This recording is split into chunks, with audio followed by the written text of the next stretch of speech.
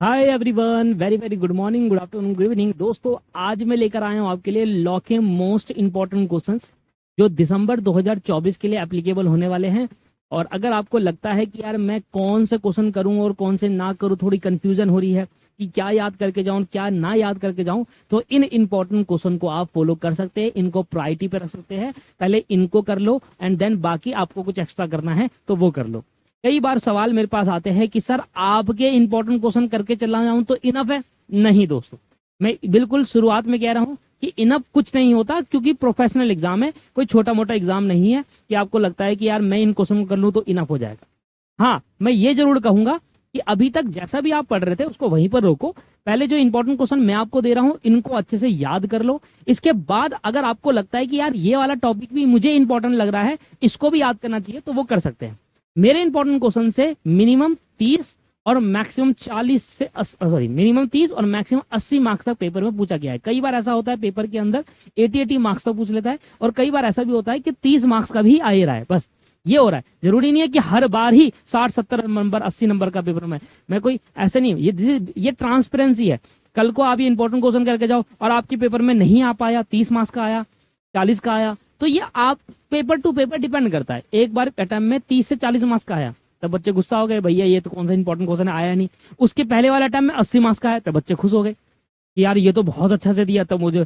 तो ये attempt to attempt है। आपको ही पता है सर, ये जो क्वेश्चन बनाए जाते हैं ये पास्ट एक्सपीरियंस के बेसिस बनाए जाते हैं, इंस्टीट्यूट का पेपर पैटर्न फॉलो करते हुए बनाए जाते हैं। मैं कोई वो नहीं हूँ, भगवान नहीं हूँ कि मुझे पता है कि दिसंबर 24 के अंदर कौन सा क्वेश्चन आने वाला है तो मैं वही क्वेश्चन लिख कर दे देता आपको। अब ये भी समझ जाइए, थोड़ा आप मैच्योरिटी से समझेंगे, प्रैक्टिकल से समझेंगे। हाँ, ये बनाए इसलिए गए हैं कि हाँ यार, समझ नहीं आता क्या करके जाए क्या नहीं करके जाए, पहले इनको कर लो। सर आपको पढ़ना तो है ही, अब ये पढ़ना है कि शुरुआत कहाँ से करूं, कौन से क्वेश्चन करूं, क्या याद करूं क्या ना करूं। तो मैं उनसे कहता हूं कि ये देखो, जो भी आप याद कर रहे हो, याद करने से पहले इन क्वेश्चन को याद कर लो। इन क्वेश्चन के बाद उसके अलावा जो आपको करना है वो कर लेना।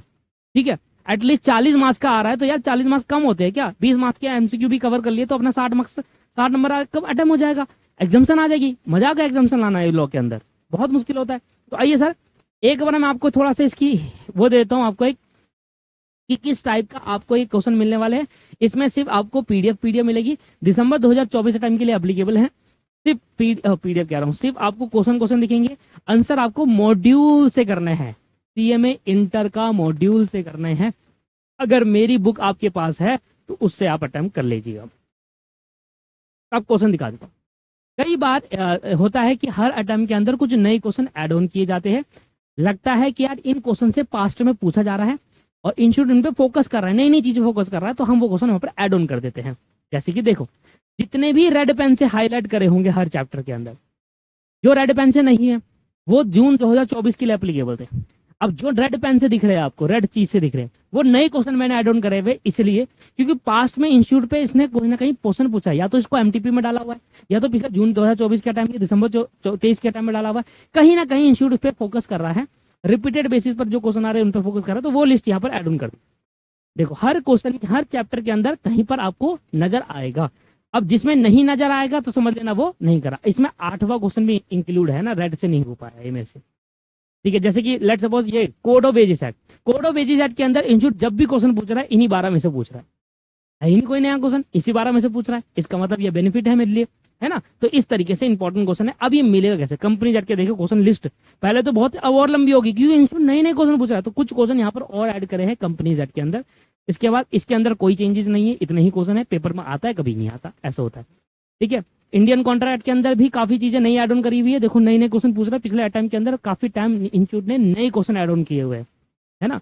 देखिए, जब पेपर में 40 मार्क्स का आया था, इसमें से इंपॉर्टेंट क्वेश्चन में सिर्फ 40 मार्क्स का आया था, बाकी का 70 मार्क्स का, 20 मार्क्स हटा दो, बाकी का 60 मार्क्स का नहीं, और 40 मार्क्स का नहीं आ पाया, एटलीस्ट 80 मार्क्स कवर करता, 40 मार्क्स का नहीं आ पाया। तो हम ये देखते हैं कि भाई ये कहाँ से पूछा इंस्टीट्यूट, क्या सोच रहा है इंस्टीट्यूट, क्या नए क्वेश्चन डालने की सोच रहा है।